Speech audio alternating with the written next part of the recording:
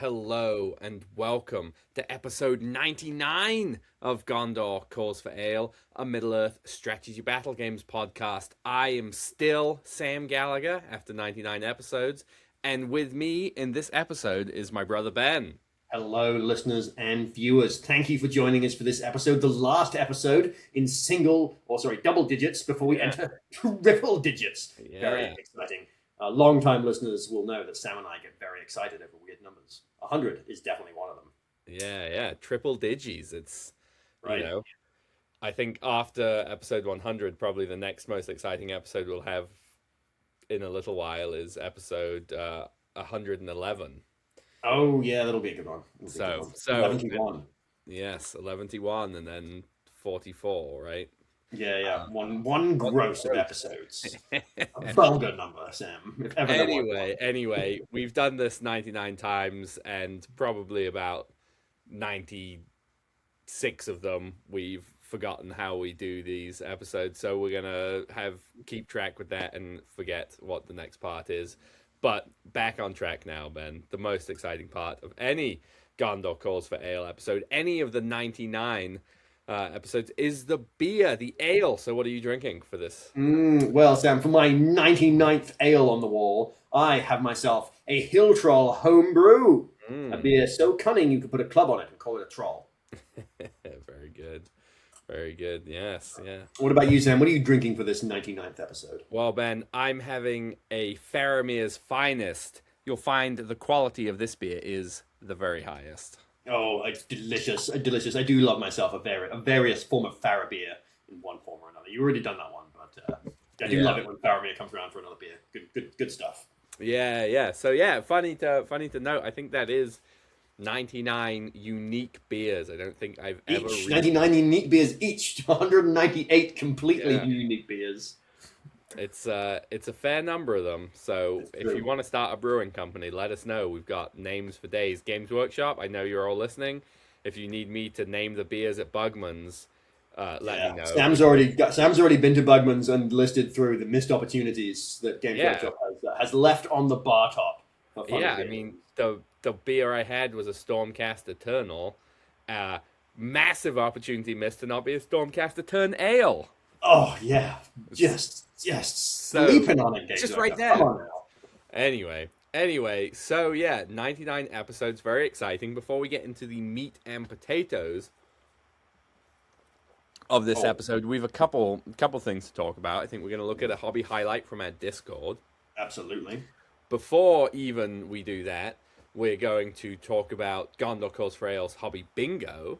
Before even we talk about that, we're going to talk about episode 100.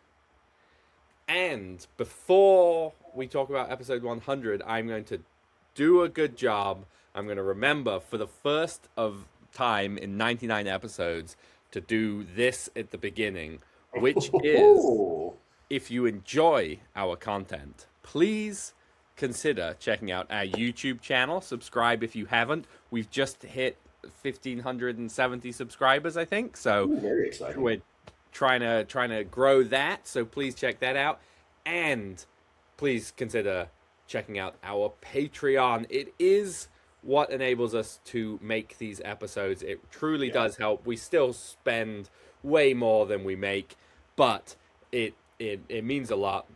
We want to thank all of our Patreons, past, present, and future. Your financial support is greatly appreciated and absolutely never expected. There are a few different tiers depending how much you'd like to contribute, and you can get some unique Gondor Calls for Ale dice, which have our guarantee to roll sixes, at least some of the time.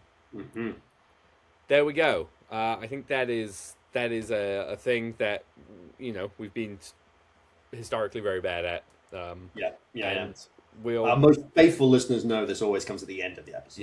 Yes, exactly. So maybe in the next 99 episodes we'll do it at the beginning, but I doubt it. Anyway, there's a country song, My Next 30 Years, so it can be our next 99 episodes. Anyway, there you go. So yeah, now we're going to talk about episode 100. So episode 100. Buckle up. It's going to be a big one, or it's just going to be a standard episode, but it's going to be a very self-congratulatory episode, I think. Yes. As we aren't going to talk about an event, we're not going to talk about a subject, though we'll probably brush on the FAQ as that should be out by then, but who's to say? That may get its own special episode. But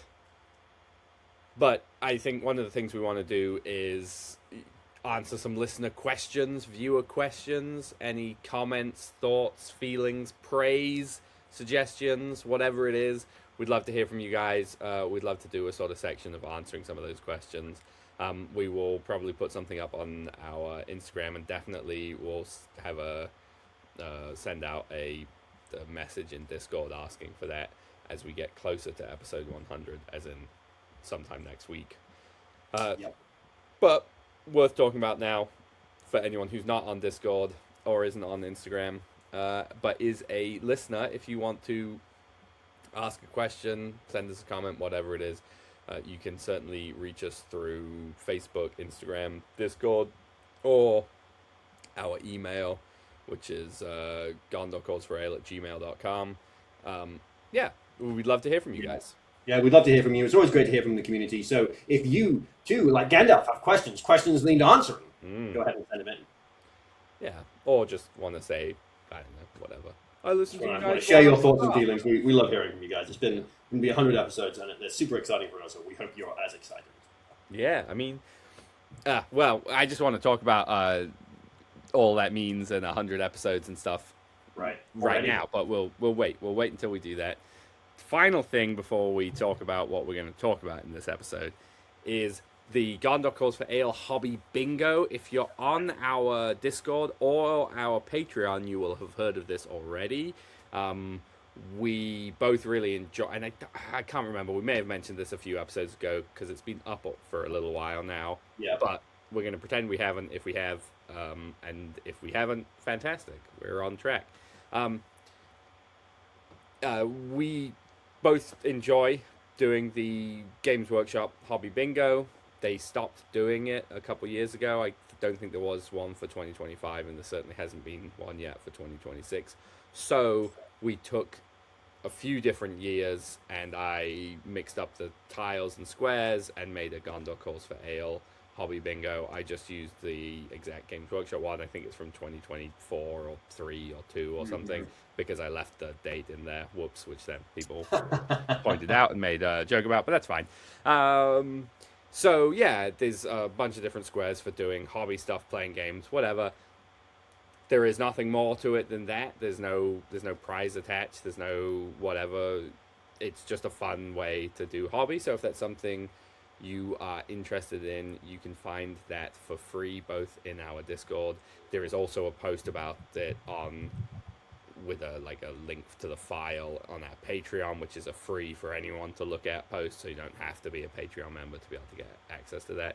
And we have a Hobby Bingo channel in our Discord where nobody has really done anything with it. I haven't been thinking about it for a little while, but to sort of show off your progress.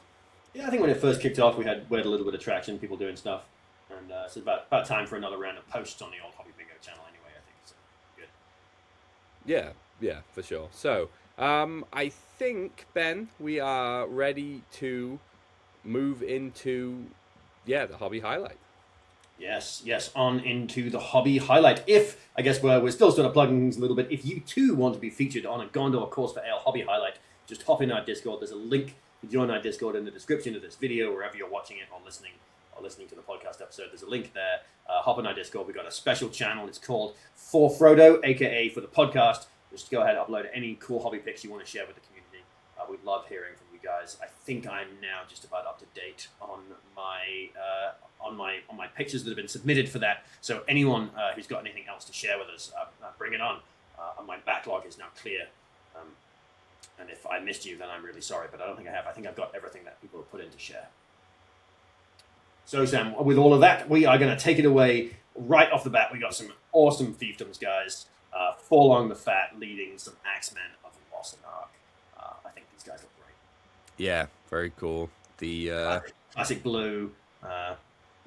the official Games Workshop models clearly there on the Pelennor fields. Yeah, I love the static grass on the base. There's something about it that reminds me of the old school in a really fun nostalgia kind of way.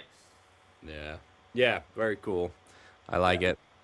I like it. Little closer up there of Forlong and his horn. Yeah, and his dominant 2 belly. Dominant 2 belly, that's right.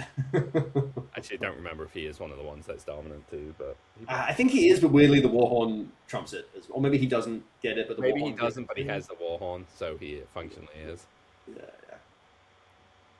Yeah. Next up, we got some sweet Black Numenorians. These guys look awesome. Yeah, little 3D prints here, I believe. Yeah. They're pretty great 3D prints. Games Workshop's got to get back on making some cool Numenorians for us with less silly hats. I think Tyler did a great job on the shields here, painting those eyes.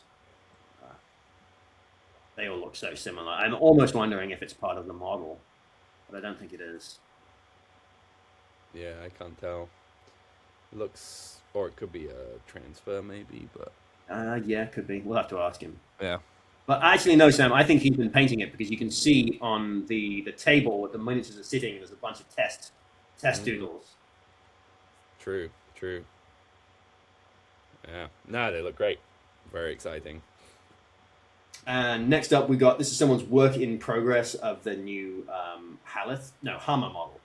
No, Haleth, I was right the first time around. Nope. No, I was right the second time around. Hammer. God damn it. You never get them right. And every time we show one of these, we have the same discussion. Rohan heroes are my Achilles heel, all right? I can't. Any hero with a vaguely similar name. I think the video I just edited, will it be out? You mess up 2 Uruk-hai hero names fairly consistently, and they're not even that close. So classic. Good stuff. I really just back to this miniature. I really like the texture that's been achieved on this model. I think it looks great. A lot of depth. Very cool. Nice generation shift base. Looks like it might be. Okay. And that is our hobby highlight, Sam, which brings us nicely on into the event. Ben, how would I know? There is no in-between slide. This is now officially a hobby highlight. My bad. And if you're listening, it's gone straight to Ben's army list for the event. It's true. It's gone straight into my army list. No proper segue at all. All right, Ben. Well, if you're viewing, you can see what Ben was playing. And if you're listening, I will either get you a box or describe it to you in a moment. But before we get into that, Ben, what was this event? What was the deal? Tell me. Tell the listener. Tell the viewer. So we've got another OSGBL event. It is a 90-point event, so enough players to be a competitive event. People are going to come here. We're going to play hard. We discovered earlier on in the season that 90 points means pretty much no holds barred. It is a 700-point army list event, so players are going to play armies of 700 points. And the time limit for the round, I think, was 1 hour and 45 minutes, which was a little bit tight, I think, for 700 points. For you. But yeah. Other than that, a standard event, no veto, scenarios randomly rolled on the day the way God intended. Excellent. And by God, you mean J. Claire. Of course, yes. The way J. Claire intended. Yes. Though he's no longer the rules writer for Middle Earth, so somebody else soon. But it will remain J. Claire for this edition at least. So, before we go into the army list in the event, I just think it's funny to point out that last episode we said we were going to be getting away from doing tournament reviews. And here we are immediately back with another one. Perhaps by the end of the episode, you'll figure out why. But also just wanted to say to everyone that commented on that and said, I really enjoy your tournament reviews and you guys do a great job with them. That it really means a lot to hear. It's not, we tend to not get very many comments on our podcasts at all. And, it's cool to hear that people have been enjoying that. So they're certainly not going away. We're just also going to add some other episodes because I like to talk, as you may have already noticed in the past 14 minutes. And from now on, it'll mostly be Ben, which is a bummer for me. So into the event, Ben, and the list. Or do you want to read through the list, Sam? It's your army. I borrowed the army from you. It is you crafted it however it needs to be. So All right. So, Burda's Horde, 700 points. Of course, led by Burda, the Hill Troll Chieftain. In his warband, there is 1 Hill Troll, 6 Angmar Orc Warriors with Shield, 6 Angmar Orc Warriors with Spear, 1 Angmar Orc Warrior with a Banner, and 1 Angmar Orc Warg Rider with Shield and Throwing Spears. In warband number 2, we've got an Angmar Orc Captain. He's leading 6 Orc Warriors with Shield, 5 Orc Warriors with Spear, and another Hill Troll. And in our final warband, we have a Wild Warg Chieftain leading 5 Angmar Warg Riders with Shield and Throwing Spears and 7 Wild Wargs for a total of 42 models and 7 might. Worth noting that the Wild Warg Chieftain cannot use its might to affect models that do not have the Warg keyword.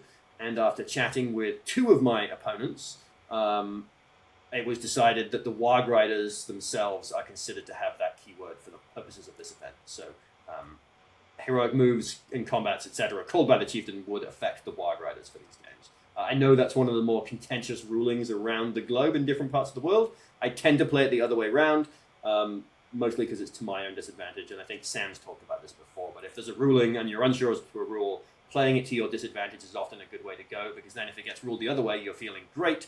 If it does indeed get ruled to your disadvantage, then at least you're prepared for the worst. Yes, indeed. So, Burda's warband is full, the Captain's warband is... They're all full warbands. Yeah. Yep. I think I probably would have maybe swapped, like, 2 orcs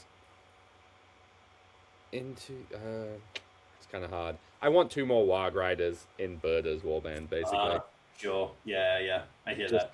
If you play Reconnoiter, you're just immediately 3 models off, and you're like, cool, great, thank you. Mm-hmm. But anyway, you didn't do that. That's fine. The list looks good. It's a list. Got a game into absolutely anything, which is why the army is fantastic. Oh yeah, it's a super fun army. 42 models feels pretty good at 700 points. All right, so Sam, we're getting into round 1 where I was playing against John, and we were playing Assassination.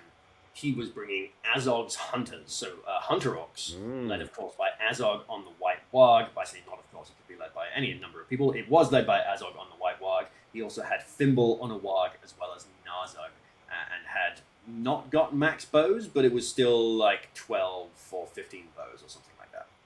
All right, well, we have a game with 24-inch up deployment zones. And a game that lasts until 1 army has been broken, and then on a 1 or a 2 it may suddenly end. But we have some special rules which I'll go over first, then we'll go over the scoring. The first special rule is Dark of the Night. Interesting. And the second special rule is the target. At the start of the game, secretly note down 1 of your opponent's hero models. This is the target for the game. This may not be your opponent's general unless they only have 1 hero. And then we have the Assassin. At the start of the game, secretly note down 1 of your hero models. This is your Assassin. This may not be your general unless you only have 1. You score 3 victory points if your target has suffered 1 or more wounds. If your target has suffered 1 or more wounds and your Assassin caused at least 1 of them, instead score 6. If your target has been slain, you score 9. If your target has been slain and the Assassin caused a fatal wound, instead you score 12. You score 1 victory point if the enemy general has been wounded. If the enemy general has been killed, instead you score 3. You score 1 victory point if the enemy army is broken at the end of the game. If the enemy army is broken and yours is not, instead you score 3. You score 1 victory point if your Assassin is still alive at the end of the game, and you score 1 victory point if the model your opponent chooses as their target is still alive at the end of the game. So, Ben, I have a guess, but do you want to tell me who your Assassin was? My Assassin was the Wild Warg Chieftain. My guess. Yeah, somewhat unsurprising. I said that, and then the only hesitation I immediately thought, I was like, Ben does love a good double bluff. It's true. So I could see you having picked the Orc just because you thought your opponent thought that you picked the Warg. So yeah, no, and you know I guess the other reason to pick the Orc Captain is like the defensive reason, because my opponent's probably going to pick the Warg Chieftain to kill, because the Warg Chieftain is going to be in fighting in theory. Higher fight and more attacks. Yeah. Anyway, so yeah, the Warg Chieftain was my Assassin, and I was attempting to kill Thimble. You do choose these after deployment. Burda, of course, didn't deploy, came in via ambush. We were playing on this interesting Goblin Town board. This is, unfortunately, the only picture I took all game. Actually, I took another picture, but my opponent's arm is completely across the picture, so you can't see the table at all. So this is really the only picture I have of the whole game. And Narzug and all of the Orc bows, you can sort of see them up in the background here of this image. They were deployed on one of these rocky outcroppings in a prime arching position. But it's also dark of the night, so basically, if I stay away from 12 inches away from that rock, they can't shoot me. But if I come within 12 inches of that rock, I'm looking at like 16 shots at +1 to wound. Not great. Yeah, not great. So I wasn't trying to kill Narzug. Narzug was up on that rock. We are going to try and kill Thimble, basically. I said I was ambushing Berda, and John went, that sounds great. I'm going to run away from you until Berda arrives up. So for the first 3 turns of the game, I was running forwards. The Wild Chieftain was running forwards. We were basically staying outside of range of all of his bows. And then Azog and the Hunter Orcs that were on the ground were basically retreating away from my Orc Captain and my Wild Chieftain. Because he didn't want to get like in a messy fight with me and then have Berda pop up behind him, I guess. Sure. So basically, for the first 4 turns of the game, we're just maneuvering. I think I took this picture at turn 3. Berda's arrived. There have been no casualties yet. At the top of turn 5, I start. We get into the real action. At this point, I've pushed forwards. You can see there's this sort of gap in front of the rock covered with Hunter Orc archers. So we push some of our guys up that way and push the rest of them. We're going to go run around the flank. We're just trying to get stuck in at this point. Like, even if I don't kill my target, I'm just going to try and break him without being broken. I've got more guys than he does. I've got 2 trolls. Pretty confident I can do it. In the shooting phase, this turn, Berda and one of his trolls decided to stay still because John was just running away from me. I had taken priority. Basically, I couldn't push them forwards. I knew he was going to run away again. So we pick up some stones. We do manage to kill a Hunter Orc this turn. First blood to me. In the shooting phase, though, I have let one of my hill trolls wander a little too close to the hill of archers. Turns out some of the Hunter Orcs on wargs that he had bows as well. Anyway, they open fire into my hill troll. I take an in the way from an orc, gets shot down and killed, and then my hill troll takes a wound from a Morgul arrow. So for the rest of the game, this hill troll is now going to be rolling a die, and on a roll of a 1 at the end of every turn, he's going to take another wound. Turn 6, priority goes to me, and I take priority here. We push forwards again, and the lines start to lock. Round Berda and one of the hill trolls have been sort of pushing around this rock formation into a cloud of Hunter Orcs. Azog has come hammering around the other side of the formation on the White Warg. Him and Thimble have come charging in, along with a couple of the Hunter Orc Warg Riders. And we had a really interesting round of combat where Azog and Thimble obviously won their fights and killed a couple of my guys, but every single one of the Hunter Orc Warg Riders lost the fight to just generic orcs on foot. And then I took them off their wargs. So the epic Hunter Orc mounted charge, which I was pretty stressed about because cavalry model with strength 4 and 3 attacks definitely hit hard. All of a sudden, not so scary. Turn 7, priority goes to me. I let to take it. We get a move off between the White Warg and my Orc Captain. The move off goes to me, and we basically re-engage. And I'm planning this big trap on Thimble with one of my trolls, my Hunter Orc Captain, and the Warg Chieftain. In the shooting phase, my other troll has pushed forwards. Berda has come back. Berda's trying to threaten Azog. His goal here is he's in combat with the Hunter Orc now. He's going to pick up that Hunter Orc, and he's going to throw it into Azog and get him off that White Warg, make him so much less scary. On the other side of the board, in the shooting phase, Narzug calls it heroic accuracy. My unwounded hill troll is in combat. All of the Hunter Orc bows open fire. They kill the Hunter Orc that my hill troll is fighting, and then they actually shoot down the hill troll. He just gets completely removed. Full wounds just shot off the board this turn, which was a blow to my battle plan, I will say. I was planning on pushing that flank, and all of a sudden it had collapsed. In the combat phase, both Berda and my hill troll on the flank with Azog fail their intelligence tests and do not manage to hurl orcs into Azog. So Azog is still on his on the White Warg. The Wild Warg Chieftain does call a heroic combat this turn and is able to charge into Thimble, trap him, but doesn't get the kill. I think I had my Orc Captain, the Wild Warg Chieftain, and 2 warriors in there. So I don't know how many dice I rolled, but I rolled 2 5s, and Thimble passes his fate and is otherwise unscathed. So he takes 1 wound and is still alive, still on his Warg. The game at this point is coming up close on time. We get 1 more turn. Priority goes to John. We get another move off between Azog and my captain. Oh, sorry, between Azog and Thimble. The move goes to Thimble this time, but he can't escape. He's still trapped and surrounded. Sorry, between Azog who goes and back Thimble? in. You said between Azog and... You said there was a move off between Azog and Thimble. Oh, I'm sorry, I said Azog. Sorry, a move off between my captain and Thimble. Thimble spending his first point of might. I should say, too, that last turn my Hill Troll with the Morgul Arrow took another wound from the Morgul Arrow, so he's now on 1 wound. In the fight phase, Thimble wins his fight against that remaining Hill Troll, and so is not wounded, which leaves me with one option left, which is to pick up... I was planning on barging Burda into Azog, doing some little general action here. I was going to strike with Burda. In fact, I did call the strike, but instead of barging, I ended up doing another hurl with Burda. This time he passed his intelligence test, hits Thimble with the orc that he threw, and is able to kill Thimble off the hurl on the last turn of the game.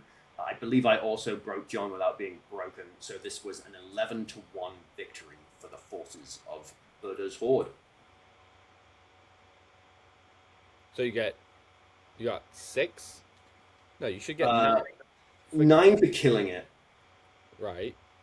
And then broken without being broken is 3. So okay, so maybe we were both broken then. No, that can't be right. No, maybe neither of us broke each other. And you got 1 point for your assassin being alive, and 1 point. 1 point for the target being alive. Yeah, that's what it is. Yeah. And Thimble was his assassin then. I think Narzug was his assassin. Well then, and you said no, he got 1 point, 1 victory point. Assassin. Yeah, I guess that would make sense. So neither of you were broken. Yeah. All right. Cool. Yeah, an interesting game. Definitely one of the first games I spent in a long time where we had turn 5 was before we got any casualties, and even then it was only 2. Just a lot of time running across the board. Yeah. Interesting. Which brings us on into round 2, which was a much more nail-bitey round for me. We were playing Hold Ground, which is a pretty good scenario for Burda's Horde. And I was playing against Stephen, who brought the Army of Dale.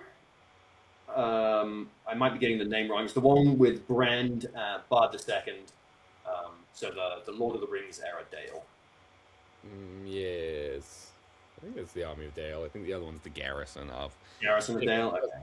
Doesn't matter too much. We know what it is. So we have a scenario without any deployment zones, for it is a Maelstrom mission, in which there is a single objective in the center of the board. I believe that's the case. Yes. Yes. One objective. We have a game that lasts until one force has been broken, and then on a 1 or at 2, it may suddenly end. We've got some scoring victory points. You score 4 victory points if you have more models within 6 of the objective than your opponent. If you have twice as many models within 6 of the objective than your opponent, instead you score 8. If you have 3 times as many models within 6 of the objective than your opponent, or you're the only player to have models within 6, instead you score 12. You score 1 victory point if the enemy general is wounded. If you kill him instead, you score 3. You score 1 victory point if the enemy army is broken at the end of the game. If the enemy army is broken and yours is not, instead you score 3. You score 2 victory points if your opponent has no banners remaining at the end of the game. There we have it. Hold ground. Nice. A Maelstrom mission. So, as said in the Army of Dale, or possibly the Garrison of Dale, one day we'll know, we have Brand, King of Dale, Bard II, a Captain, and a Windlance, of course, with a Siege Veteran. And it's a Maelstrom mission, as Sam said. Stephen wins the roll to see who goes first on turn 1 and elects to let me go first. Before I move, though, he deploys his Windlance. And if you're looking at this image, you can see Stephen's hand in the picture, and his Windlance deploys on the table about where his elbow is. It's not quite in the corner, but it's got a nice line of fire down the center of the board to the center objective. You can see it is marked by the White Tree of Minas Tirith on that ruined building in this picture. So good for Burda's Horde, I will note, to have a building... a terrain feature that we have to get within 6 inches of, an objective that we have to get within 6 inches of, that happens to sit on a terrain feature. Feels pretty good for Burda's Horde. So, as mentioned, the Windlance is deployed. I'm going first. I roll the Wild Warg Chieftain first, and the Chieftain rolls a 6 and can set up anywhere I want. So what I did is I set up all of the Wild Wargs to be within charge range of the Windlance, outside of its arc of fire. I guess he can obviously pivot it in his movement phase. He hasn't moved yet, but it's currently outside of its arc of fire. And then the Wild Chieftain and all of my Warg Riders pushed up behind a building so that basically they can't get shot. And I was basically saying, if you want to put your army in this corner of the board to defend your Windlance, you can do that. If you don't, I'm going to run your Windlance over with 7 Wild Wargs, because they probably could take it off the board. I have a question. Yeah, what's up? Can you don't charge a siege engine, right? You don't charge the engine itself. Ooh, I did not even think of that. Can you just move onto the board and disable it? I mean, he's going second, so he would just charge one or the crew into the Warg, but... Well, that's a really, really interesting point. But, like, let's say you were going second. Could you just be like, one Wild Warg moves up, it eats it. It eats the Windlance? Just... So, anyway. I know last edition you had to spend a whole turn in base contact, and that included not moving. I don't know if that's still the case, but even so. Yeah. Huh. Well, I'm going to be investigating. Regale me with the rest of the game while I investigate. Yeah. Unfortunately, my Orc Captain was napping, and he rolled a 1 this turn, which is really not... I would rather he rolled a 2. I just wanted him to be on the board. But he rolled a 1, is not arriving this turn. Brand rolls a 4 and decides to come in next to the Windlance to cover the Windlance from the assault of the Wargs. The Bard also rolls a 4 and comes into the other side of the Windlance, basically in the center of the board edge. That's the warband that he's moving in this image here. And the Captain rolls a 5, coming in on the western board edge and basically comes in 90 degrees to the Windlance. Also pretty much in the corner, so both Bard and the Captain essentially came in 6 inches in from like the northwestern corner. Which is, like, honestly, for my opponent placing their warbands, like, yes, his whole army is together, but also his whole army is, like, in one corner of the board. So for just placing my 7 wargs there and being like, ooh, I'm going to get your bow, I was really pleased with how this deployment shaped out. Because basically all I need to do now is screen him from the center of the board and the game is mine. I just need to stop him getting to the middle, and it's my game. On turn 2, Stephen wins priority, takes priority this turn because he doesn't want me. He wants to engage my wargs. He doesn't want me to run away. He's committed his army over here. He might as well pin them down. So he takes priority, and basically he charges into my wargs over there with the captain's his captain's warband. My Orc Captain rolls a 2 this turn when he arrives, and Stephen puts him all the way into a corner on the southwestern board edge. In the combat phase, the Captain of Dale calls a heroic combat to really try and kill some of my wargs, and I was like, great. These 7 8-point models here have done a brilliant job. There's like 50 points of wolves over here. They've got his army bottlenecked into a corner, and now they've eaten a point of the captain's might.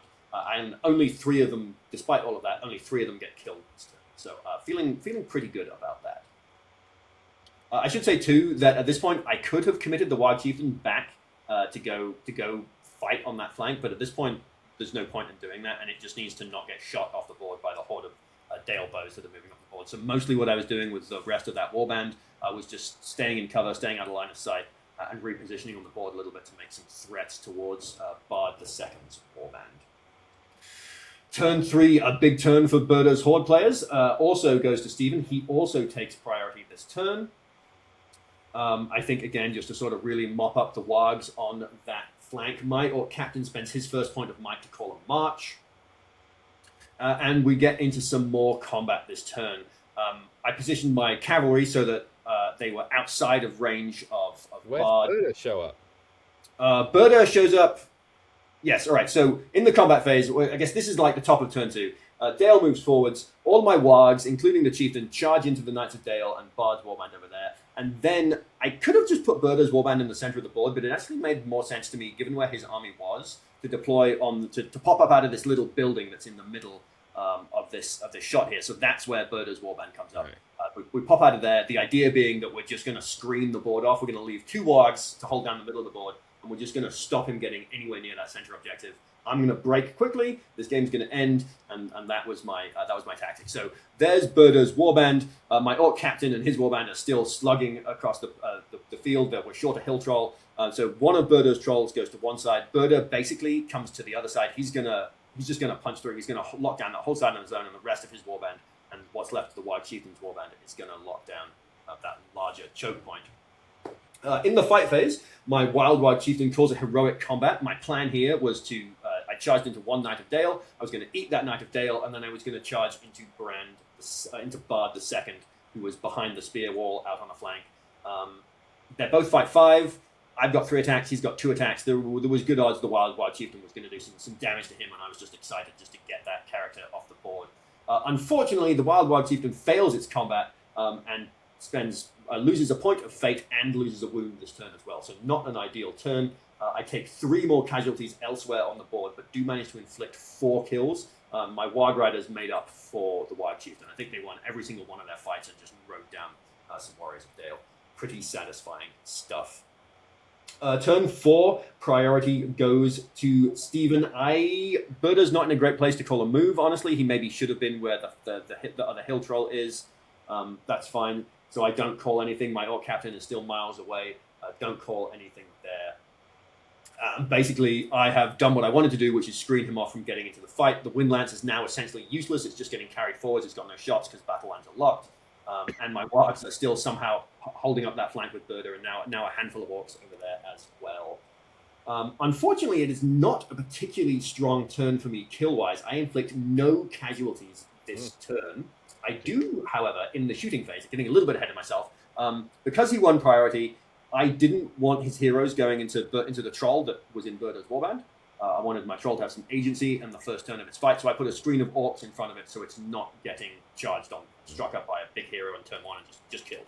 So in the shooting phase, Sam, troll can't go anywhere, hasn't been able to move. So in the shooting phase, it picks up a stone.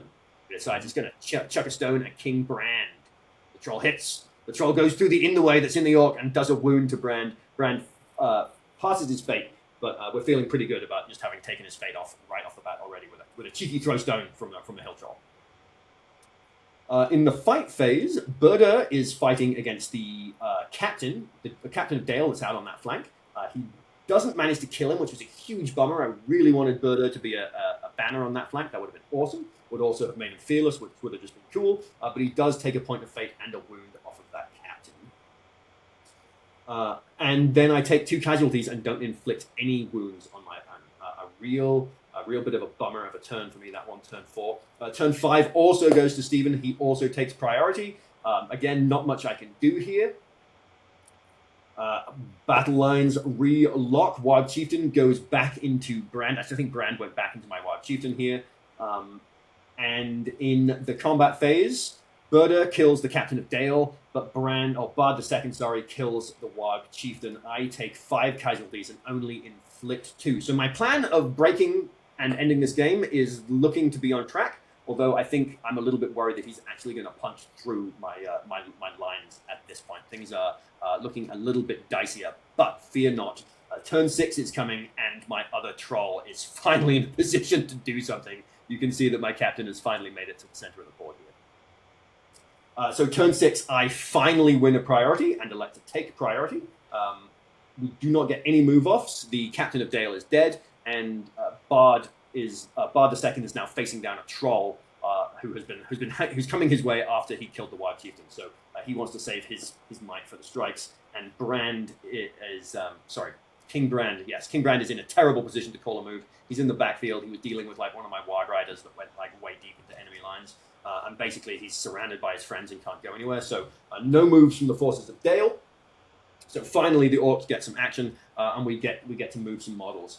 Burda goes back on his flank. He's just going to start killing dudes on that flank. He's really got to make some damage and make sure they don't come flooding through that gap. The troll that is fighting Bard the Second goes into Bard, which is good. And in the fight phase, Bard strikes up against the troll. He does win the fight, but he only strikes to a 6. The troll doesn't get the 6. Doesn't get the 6 on his fight. So Bard does. Bard wins that fight, deals a wound to my troll. Burda doesn't get the 6 on his fight either. Hill Troll Cunning reroll, doesn't get the 6 there either, and has to spend a point of might to win his fight. He does win his fight, though, and kills 4 models, which was pretty fantastic. I take 3 casualties this turn, so things are tipping back my way. The landslide of Dale pushing through didn't have the turn they wanted to this turn, although, again, I was really hoping that my troll was going to kill who's going to kill Bard the second. Turn 7, priority goes back to Stephen. He elects to keep priority, but this time my Orc Captain is in position. He calls a move. Dale does not respond, and we get really stuck into it this turn. We get another strike off between Bard and my Troll. This time the Troll wins the fight and takes 2 points of fate off of Bard. Brand calls a combat, gets some kills. Berda has to spend another point of might to win his fight. He was surrounded and trapped. He was fighting 3 models, each of them had spear supports. Oh no, I'm sorry. 2 of them had spear supports, and he killed all 5 of them this turn, which was just awesome. Very, very cool just to see Berda just like all of a sudden. Yeah, because he hadn't really been bringing the pain. He'd been holding his own, and then all of a sudden, just to turn around and there were just no guys on that flank in one fell swoop. It was pretty great. We get a final turn. There's still plenty of time on the clock, but I am broken at the top of this turn. Stephen wins priority for turn 8. I do not call a combat. Berda's not. Do not call a move. Berda's not in a good place to call his move. He's out on the flank. My Orc Captain is out of might, and the battle lines relock. We get another combat from King Brand. It's basically Stephen's last-ditch effort. He's really worried that the game's going to end on that first roll of a 1 or a 2, so he calls a combat with Brand. Brand wins his fight and is able to break through my lines, but he charges into my Hill Troll. I've got a Hill Troll sitting back by the objective. Brand charges through the lines, charges into my Hill Troll, and then loses the fight and gets killed by my Hill Troll this turn. Bard the second does win his long, prolonged battle against the other Hill Troll. Doesn't manage to kill it this turn either, but it also doesn't manage to kill him. He just takes another wound this turn. And then the game ends on the first roll of a 1, and it is a crushing victory for Berda's Horde, 15-3. He had, I think, 1 model, which was... And then I killed. So he had no models near the center of the board. The center of the board was all mine. Nice. Very nice. A good game. A bit of a tense one in the middle there. I was a little bit stressed that, I made a plan. My plan looked like it was working, and then it all of a sudden looked like it wasn't going to work. Having my Orc Captain be absent from the game for most of the game and his whole warband, more importantly, was pretty stressful. Why did it take 6 turns for him to get there? Was he on the opposite corner? He was on the opposite corner. But that's he rolled a 1 on his first turn, and then rolled a 2 to deploy. Came on 6 inches, marched 9 inches, and we were fighting on the opposite corner of the board from him. 15, yeah, all right, fair. Yeah, and the Wild Chieftain had a bit of a disappointing game, I will say. It had 2 combats, biffed both of them, and just died. It's a disappointing model. I don't think it's very good. No. I think I'm kind of with you. Definitely in these first 2 games, it didn't do what I wanted to. But in the next 2 games, it feels a little bit like the Avenger Bolt Thrower to me. I feel like in 50% of its games, it's really good, and then 50% of its games, it's useless. Yeah, but the Avenger Bolt Thrower is putting out terror into your opponent. Stress. Yeah. The Wild Chieftain, I don't know. It needs if it got the Angmar, the wolf pack of Angmar, where it maybe it's just the werewolves get it, but if you get the pounce, if you count it as cavalry, the fact it doesn't get knocked down by cavalry is big, but I don't know. Yeah. Still dies to a striking hero. It's not that defensive. Maybe if it had... It's nice that it has 3 wounds. That's pretty nice, and 2 will is also pretty nice. Yeah. But yeah, I definitely, I don't know what else I would have. I guess I could have, theory, downgraded to a captain and squeezed another Hill Troll in there somehow. Not the Hill Troll model. But... Yeah. All right, round 3, Ben. Let's move along home because we're moving along home. We have another scenario that is strong for Berda's Horde, and it is destroy the supplies. Oh. And I was playing against Steve Stokes, who won the OSBGL League last year, so I was a little stressed by this game. I was a little worried. Only managed to take 1 picture because I was stressing and sweating. He was playing Atop the Walls, a list that I am very familiar with because it was Gandalf, Irolas, and 2 Avenger Bolt Throwers. Nice. All right, we have a 12-inch up deployment zone with 3 objectives along each deployment line. So 3 for player 1, 3 for player A, and 3 for player B. We have a game that lasts until one force has been reduced to 25% of its starting number. With some special rules that are relevant first, so I'll read them. Supply markers. The objective markers represent a series of supplies that both players are trying to destroy. To destroy the enemy supply marker, a model must be standing in base contact with the marker during the end phase of a turn, having not cast magical powers, used missile weapons, or been engaged in combat, supported the combat, been rendered unable to move. Basically, you can't do anything, right? If you're standing in contact with it, you destroy it. I should have just summarized. Anyway, lessons learned. You get some victory points. You score 3 victory points for each enemy supply marker that has been destroyed. You score 1 victory point for each enemy supply marker that has not been destroyed, but has more models within 3, that you have more models within 3 than your opponent. You score, if you destroy more supply markers than your opponent, instead you score 1 victory point. You score 1 victory point if the enemy general has been wounded. If the enemy general has been killed, instead you score 3. You score 1 victory point if the enemy army is being broken. If the enemy army is broken and yours is not, instead you score 3. You score 2 victory points if your opponent has no banners at the end of the game. You score 1 victory point if you have at least 1 banner. If you have more banners remaining than your opponent, instead you score 2 victory points. Bungled that, but we got there eventually. Nice. All right, we are going to dive right on into this one. As I said, atop the wall. Actually, one comment to make on Steve's list. A hot take. He thinks Pippin is not worth taking on Gandalf the White on Shadowfax. I think he's wrong. I think you got to take Pippin. Anyway, he had no Pippin, and maybe that's why the game went the way it did. I don't know. He's a guard of the Citadel, man. Indeed. He's a guard of the Citadel, and he kills troll chieftains. So Pippin on Gandalf gets you an extra might, an extra will, 2 extra fate, and reroll 1s to wound while you're still reroll 1s to wound. Yeah. For 25 points. For 25 points. So plus in scenarios like or specifically seize the prizes, he's seize the prizes. He's so good. Also in this one, because I guess you could. Yeah, you could ride Pippin up, drop Pippin, and have him burn the supply marker while Gandalf still fights or something crazy. Yeah, there's all kinds of shenanigans. So you basically pay, if you go by the old 5 points per heroic stat, you essentially pay 5 points for reroll 1s to wound.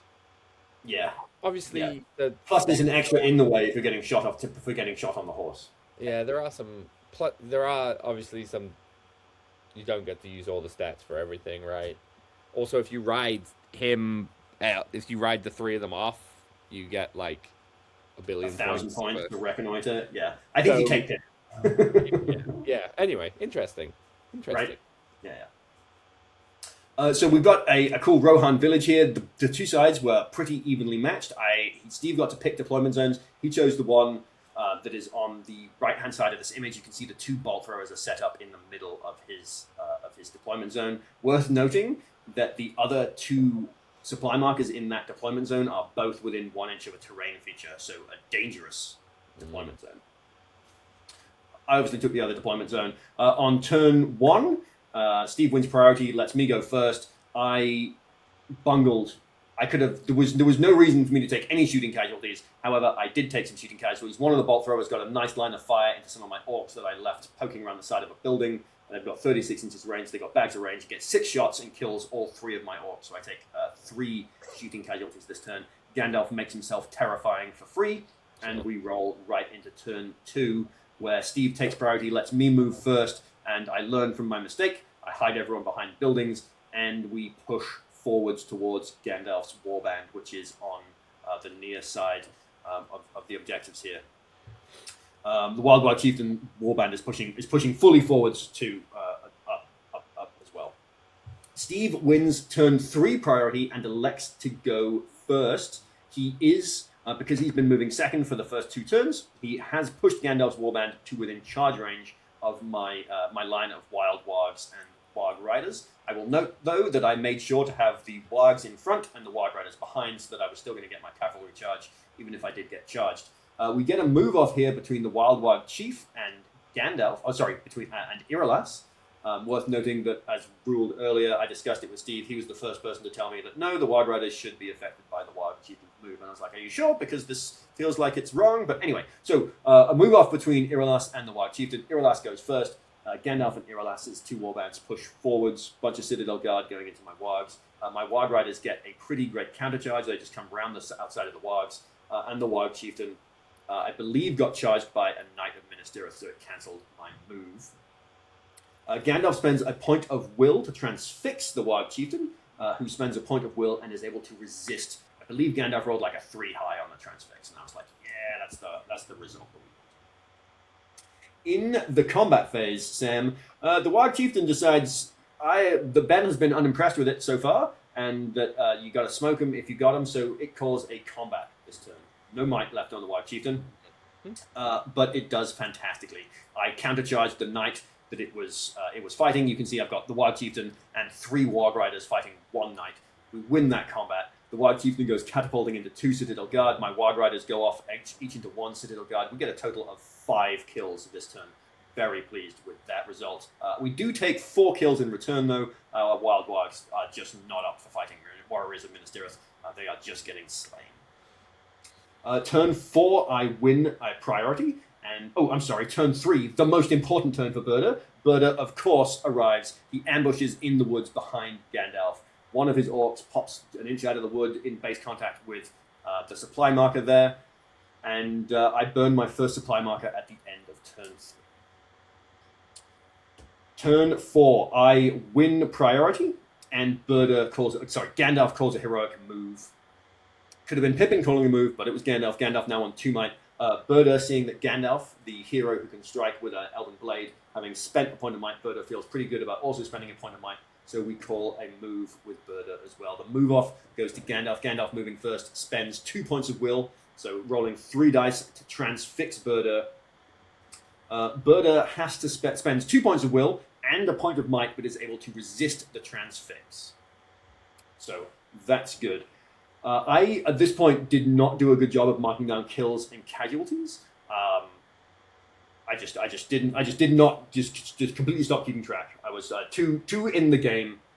Well, but essentially what happens here is my Warg Chieftain keeps running train and punching through Gandalf's warband, eating Citadel Guard. Berda gets a hurl this turn and takes Gandalf off of Shadowfax. Just what we love to see. 350 points. Yeah, so good. So good.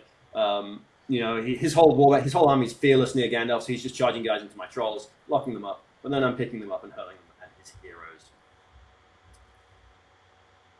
Turn 5 goes to Steve. He elects to take priority. He spends another 2 will and transfixes Berda. I think he got the 6, and I was just like, whatever, I'm going to hang on to my last point of will. Gandalf rides away. He's trying to retreat back towards the center objective. I have now spent what's left of my wargs around that center building. They're pushing towards the center objective. I had also had a couple of wargs that I hadn't committed. They'd been playing a long looping game of going all the way back around to try and harass that 3rd supply.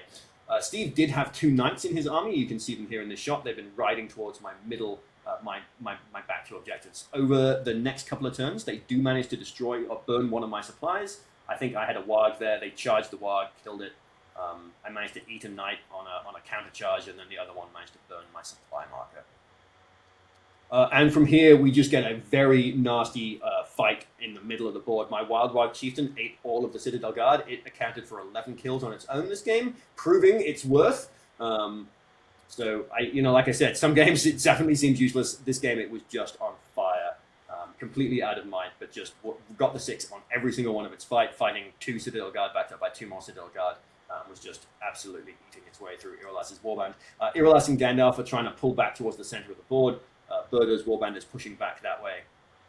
I managed to burn another supply marker in turn 6, and this game ends on quarter, I think. Yep. And it ends when I quarter Steve with a 12-5 victory. Very nice. I didn't end up wounding Gandalf. I did take a wound on Berda. But I did take the fate off of Gandalf. Gandalf lost all his fate. Was sitting ready to get Berda next turn out of mind at the end of the game. A good game. There was one contentious moment, I guess I should mention. Steve thought the bolt throwers rotated in the shooting phase. They don't. They rotate in the movement phase. I was like, hey, do you want to change where they're facing for when I ambush? I'll just change a little bit where I place my models. And he was like, no, I don't want to do that. No takesy backsies. I made the mistake. So basically, there was like one turn when he could have had the 2 bolt throwers firing into Burder's warband at -1 to hit, but hadn't rotated them ahead of time. And it's sort of an interesting, thing. I was going to ambush there regardless of where he pointed the bolt throwers, but there's an argument to be made that if he points them one way, then I just pop out of the other terrain feature. Yeah. But yeah, super satisfying game. I think I lost one of my supply markers, and yeah, definitely a strong mission for Burder's Horde. Also, to talk about siege engines again as they came up, you definitely can just walk on the board and and just the only thing you can do that turn is move, and that's glorious. It says they don't have control zones, so yeah. You just whoops. And it's not a charge; you just move into base contact with it, so you don't need to see it at the top of your movement phase. Well, and you can't charge coming on, right? Right. But like, since it's not a charge, you just it's just a thing. You just like, I've ended my move in, I've ended my turn in contact with it. Hilarious. That's glorious. So in theory, if somebody had one in a piece of terrain and but a warband ambushed, you could put like one model in contact with just the engine. Unless I guess if it's like a 3-man crew, you could triangle trap your own 40 mil. Yeah, sure. So that it's an overlapping protective bubble of control zones. Yeah, but if it's a trebuchet or something, bloop. Yeah, he did a great job with them, by the way. The siege vets and their crews held. I think that was the one objective that I didn't manage to burn. Was the center objective, just the siege veterans and the bolt throwers. He had the veterans pick up and physically have the bolt throwers in the way of the objective. And it was also really funny because Ministerial siege crew fight 3. So it was this funny moment of us. He'd been like, "Oh, I win the fight in the 6th." And I'm like, "No, my Warg Riders fight 3. Your siege veterans fight 3." Side fight. Unfortunately, a lot of those roll-offs didn't go to me, but I won the game anyway. So it's all right. 4th and final round, Ben. 4th and final round. At this point in the event, Sam, I am in 1st place. Very nice. And I'm battling for the top spot. I think even if I lose this game, I would be podiuming at third place. And I was playing into Scott of Dunlanding fame, famous for the Dunlanding Warcry blog post, as well as he's got a YouTube channel now. In fact, if you want to hear him talk through this tournament and hear his side of the story of our game, this upcoming game, you can check out his YouTube channel, Dunlanding Warcry. Great guy, thoroughly worth checking out. And we were playing Domination. All right, a game with 24-inch deployment zones, one objective in the center of the board, and then players take it in turns, placing another total of 4. We've got a game that lasts until one force is being reduced to 25% of its starting numbers, and then we score some victory points. No special rules here. For each objective marker, you score 1 victory point if you have more models within 3 inches of it than your opponent. If you have at least twice as many models than your opponent, instead you score 2. If you're the only player to have models, instead you score 3. You score 1 victory point if the enemy general has been wounded. If the enemy general has been removed as a casualty, instead you score 2.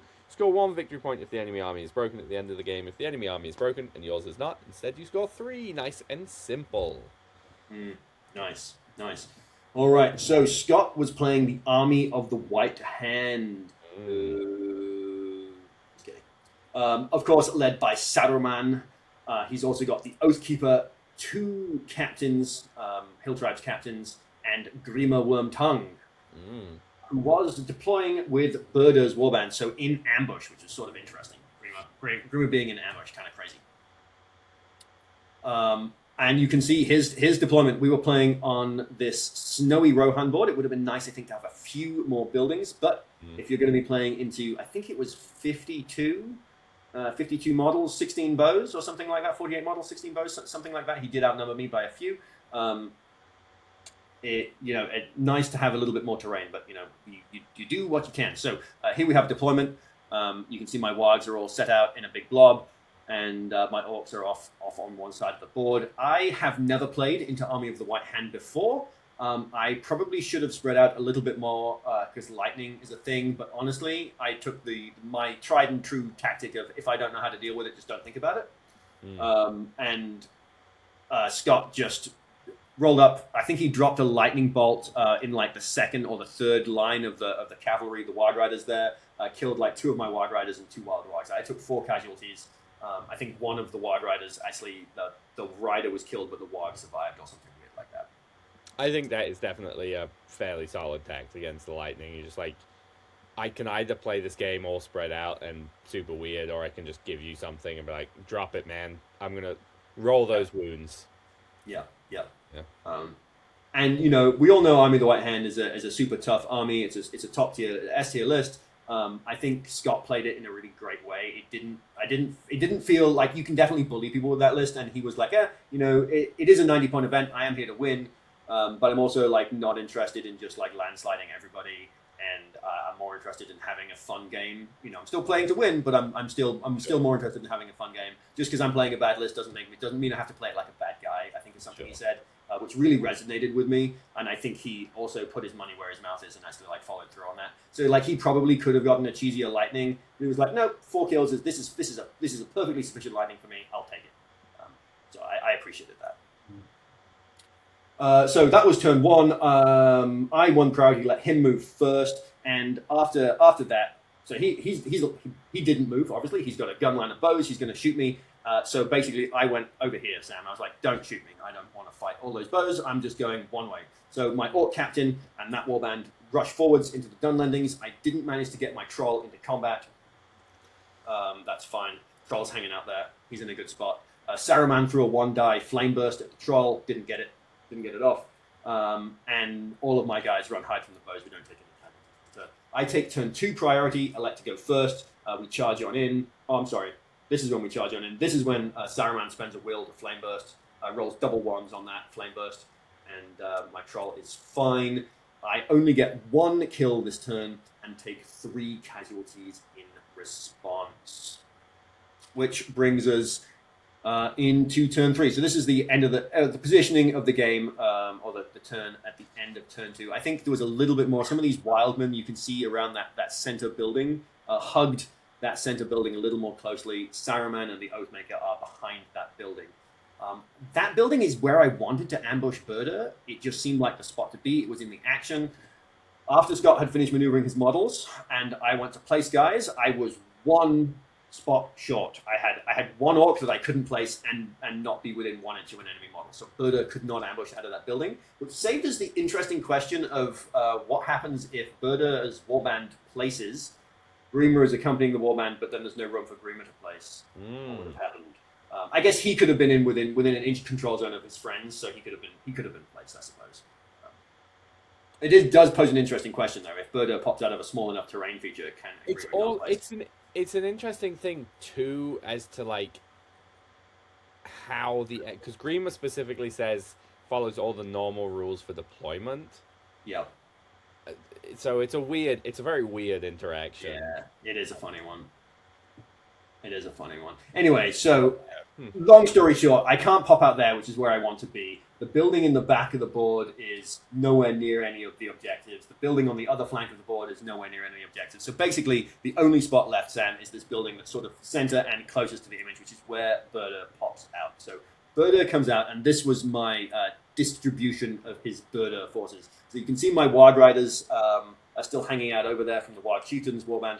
And basically, the goal here was to let Grima only go in 1 spot. You can see him on this white tabletop. All the models look super dark, but in that inside L shape of that Rohan house that is nearest to us, you can see a darker based model. That's Grima Wormtongue. That was the only spot that I could spot. And again, I was like, "Hey Scott, this is what I'm trying to do. This is my intention. Do I need to move anything?" He was like, "Yeah, there's a little spot here. You just got to adjust an orc or adjust a troll, and then Grima won't fit." So this was a really fun, really great game. You couldn't tell I had a blast playing this game. Very tactical, very fun. And so Grima's there, and then the idea is that we're basically going to say, you can try and follow Berda and my captain around and use your special rule, but you've got to go the long way around, or you can just hang out near this back objective and steal this objective from him, which is what I really wanted him to do, because Grima is a real headache.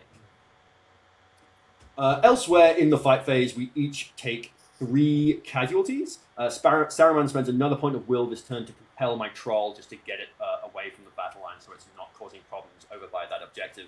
The Dunlendings are coming through in hordes over here. I've taken 6 casualties out of out of 13 models on that flank. So the captain's warband is rapidly crumbling.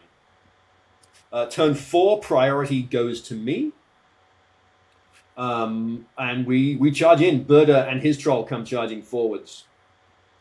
We do get a move off between the Scott's captain and my captain. The move off does go to Scott. My captain over there is now swarmed.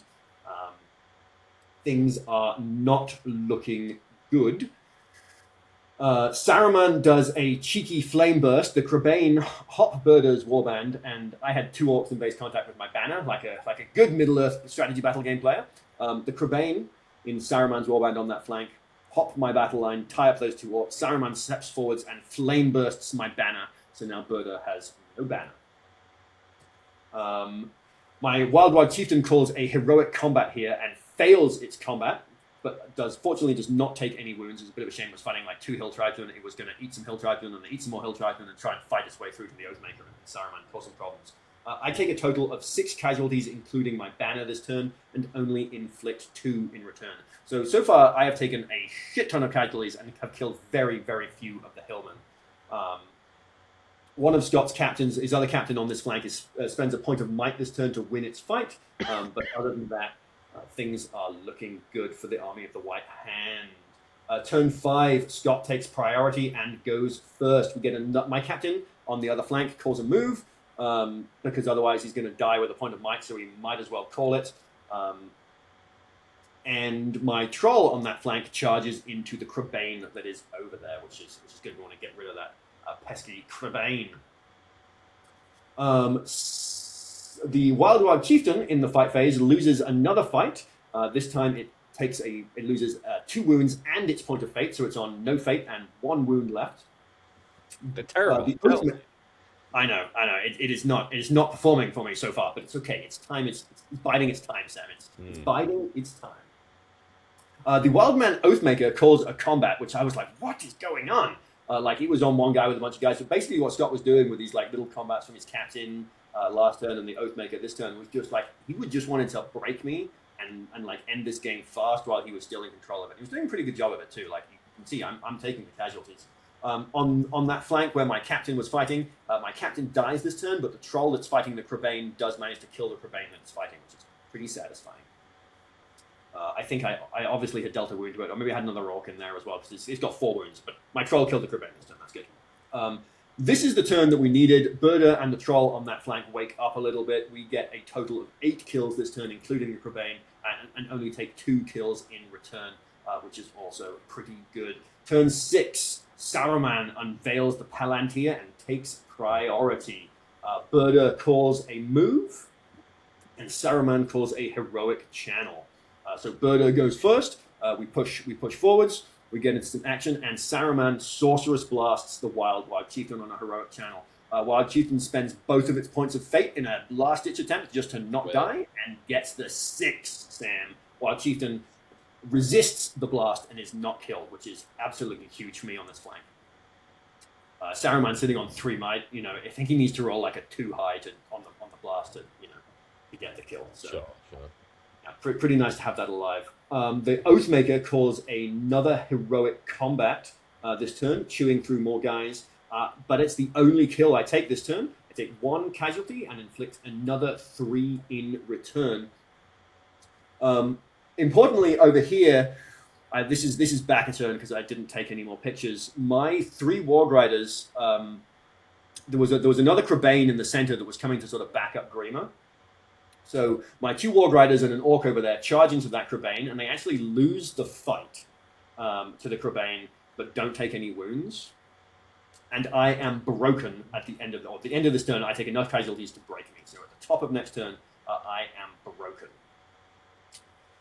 Turn 7, priority goes to me. Saruman calls a move, and Berda calls a move. The move off goes to me.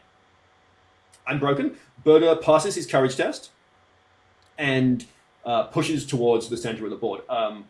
At the end of last turn, the one troll, my captain's warband that was over fighting by that objective, that captain, his entire warband is now dead. The troll is the only thing left. It was fighting a couple of guys, and I could have kind of kept it over by that objective, but instead it barged to try and get closer to Burda so that it could be within his standfast at the end of next turn. So Burda moves, goes first, extends his standfast, catches that troll, gets the rest of the warband, passes his courage test, obviously, goes into some hill tribesmen. The Wild Chieftain passes its courage test and charges into Saruman.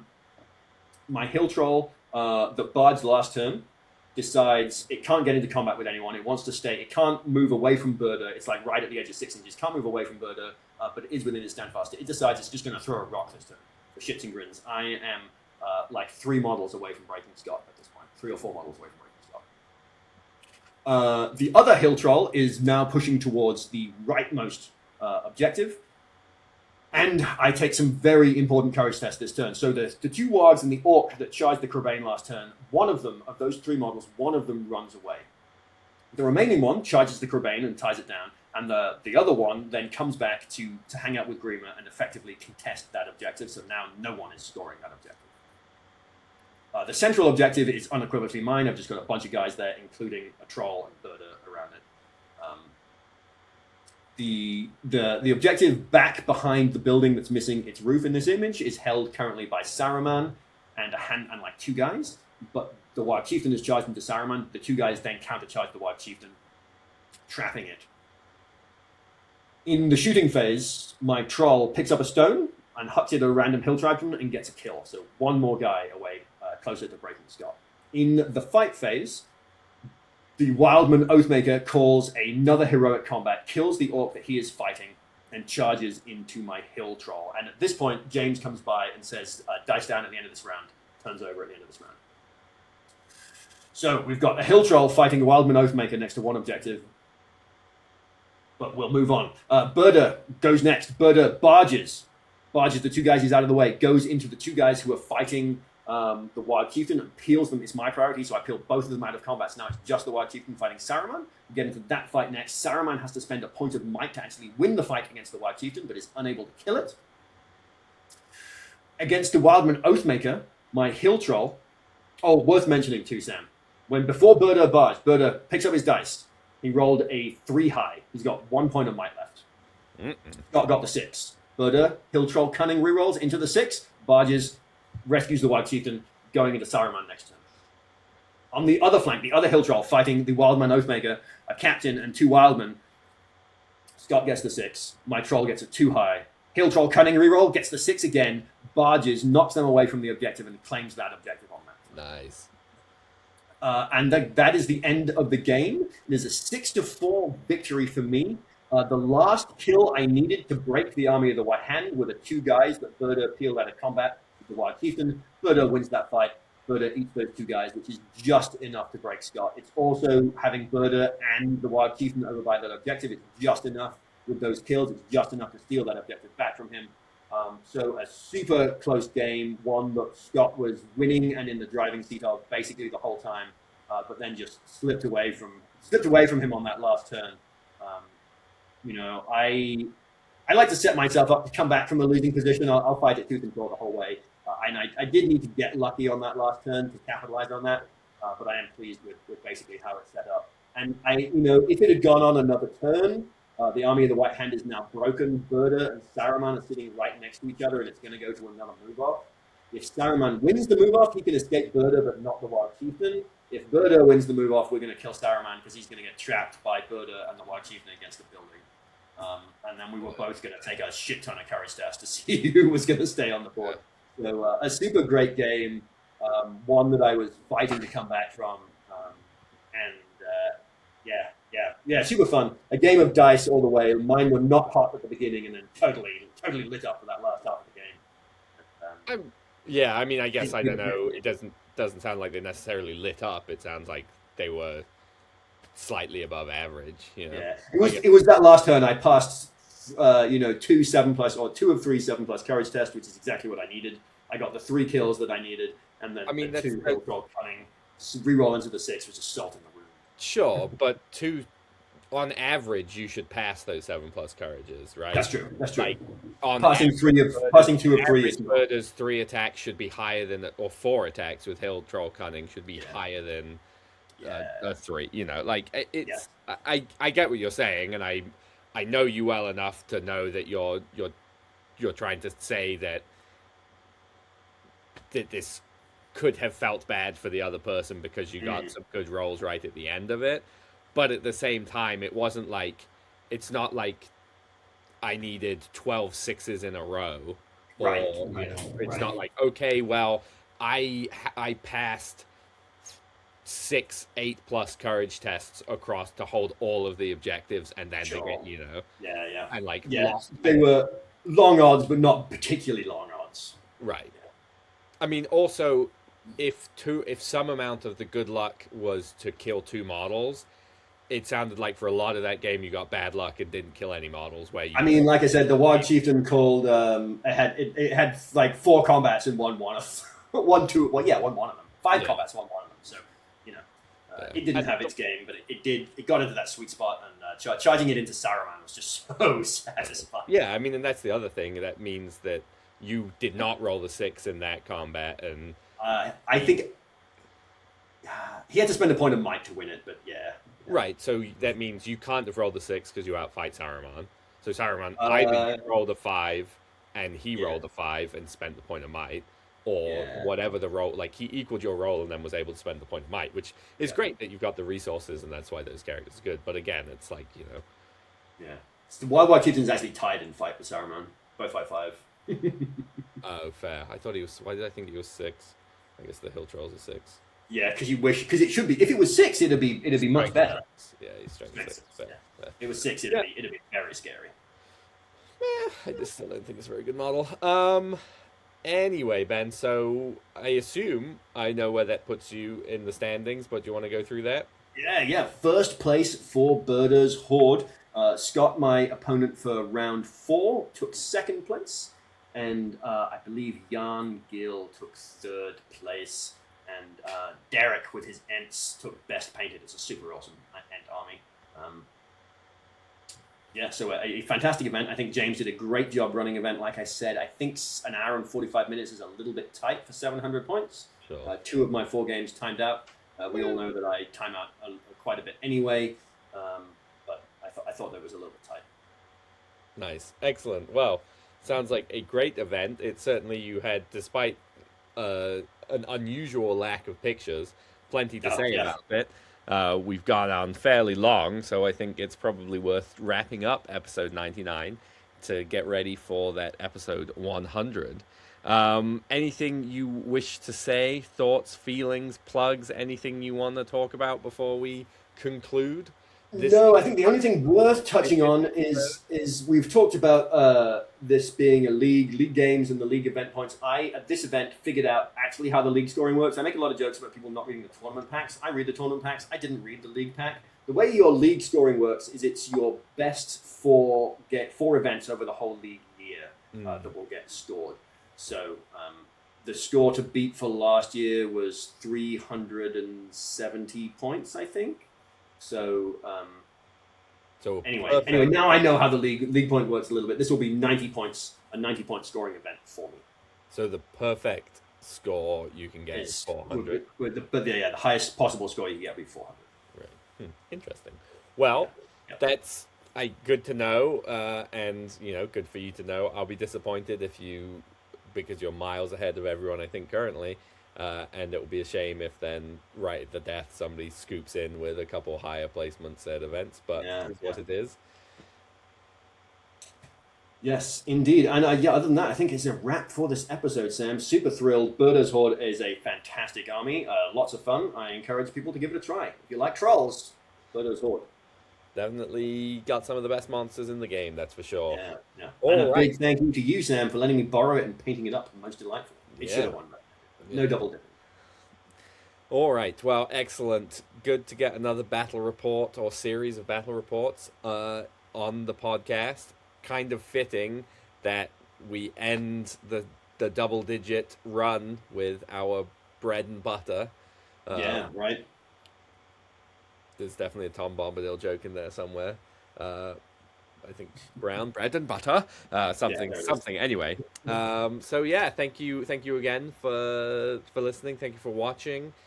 Do all the stuff we said in the beginning. Subscribe to the YouTube channel, like the video, check out the Patreon, all of that nonsense, and we'll be back in 2 short weeks with a very special episode.